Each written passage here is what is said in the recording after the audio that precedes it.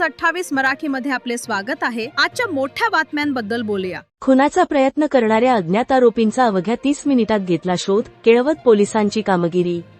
Police station Kelwad, दिनांक 15 मे 2026 रोजी फिर्यादी राहुल गौतम रहाट, वय 23 वर्ष, राहणार वॉर्ड क्रमांक 5, केळवद, तालुका सावनेर, जिल्हा नागपूर यांनी पोलीस स्टेशन केळवद येथे तक्रार दिली की दिनांक 15 मे 2026 रोजी सायंकाळी पहाटेचे 4:30 वाजताच्या दरम्यान सावनेरकडून एक सुझुकी ॲक्सेस दुचाकी वाहन क्रमांक MH49 CU 8044 ही आली व त्यावर 3 अनोळखी इसम हे भारत पेट्रोल पंपावर आले व आपसात एकमेकांना शिवीगाळ करत होते।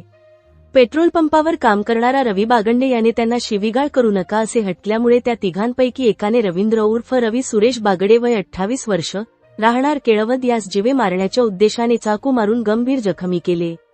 त्यानंतर आरोपी पळून गेले। सदर घटनेची माहिती केळवद पोलिसांना प्राप्त होताच त्यांनी तात्काळ आरोपींचा शोध घेण्याची मोहीम राबवली। पोलिसांनी ठिकठिकाणी नाकाबंदी लावली तसेच पेट्रोलिंग केले असता पोलिसांना पेट्रोलिंग दरम्यान नमूद वर्णनाचे आरोपी हे छिंदवाडा ते नागपूर बायपास रोडवरील पुलाखाली मिळून आले।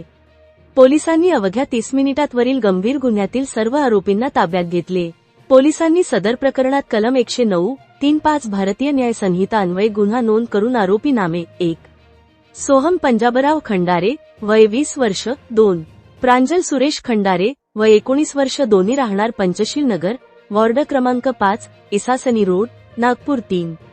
भूमेश मंगेश लांगे, वय 26 वर्ष, राहणार वॉर्ड नंबर 2, अमरनगर पाणी टाकीजवळ, जिल्हा परिषद शाळा हिंगणा रोड, नागपूर यांना तात्काळ ताब्यात घेऊन दिनांक 15 मे 2026 रोजी अटक केली आहे।